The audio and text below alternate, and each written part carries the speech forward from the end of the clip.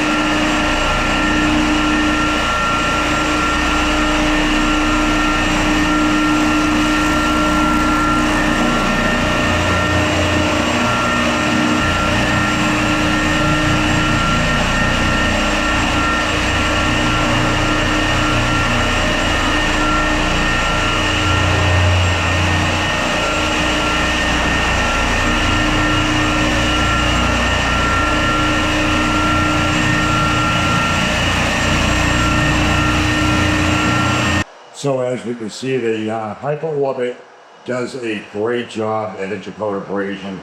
Nice, even abrasion process. Prep this coat for the next coat, break the mechanical bond. This is oil, so we're gonna have to coat.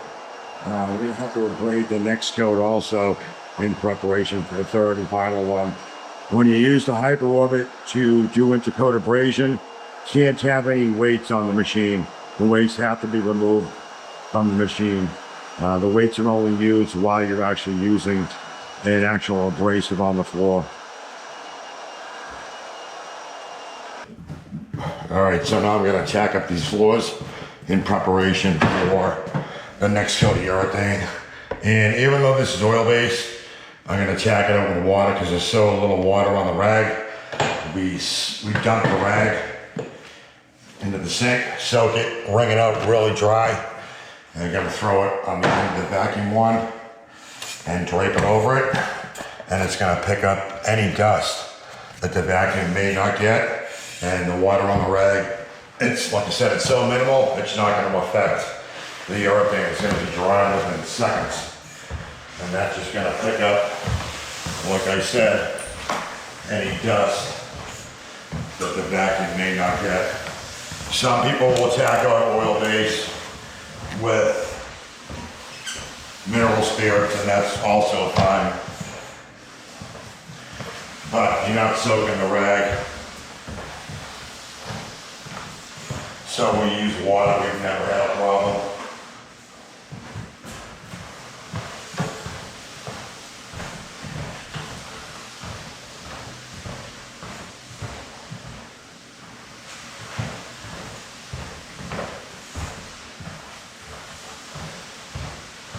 So in reality, the vacuum system on that Hyper Robot does an amazing job picking up anything that it creates.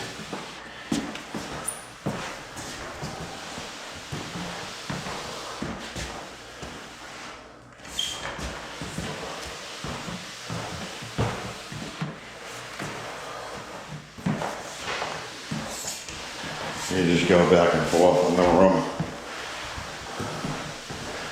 doing a zigzag pattern. It's a little bit of a pain in the ass doing it, holding the GoPro and a gimbal, but we're doing it.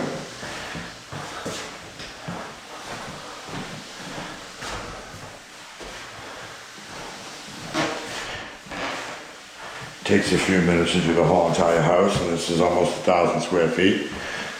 But it's just one of those steps that you should definitely always do, because you never know. There could be something stuck on your shoe, could be something stuck on your clothing, anywhere. And that's another thing when it comes down to actually doing the urethane, you should be pretty picky about that. We have a compressor set up in the trailer. It runs off a generator. And we definitely make sure that we blow ourselves off before we come back in the house for any one coat of polyurethane.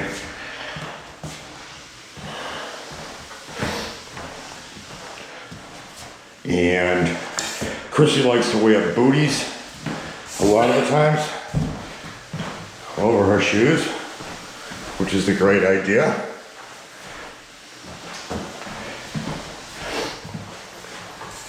And most of the times we actually have an extra pair of shoes just for coating, and we only bring them into the house for coating, so we don't walk on in those shoes in the outside world.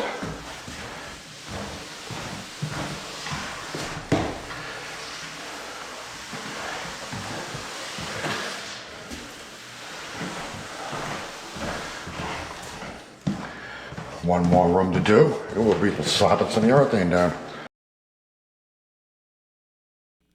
This is the second coat. We have one more coat to do tomorrow, and this will be the end of this video series. There is no sense in me making another video to just show us intercoated braiding, tacking, and then applying urethane again. That's all been highlighted in this video and the previous video from yesterday. So that's it. That is a wrap.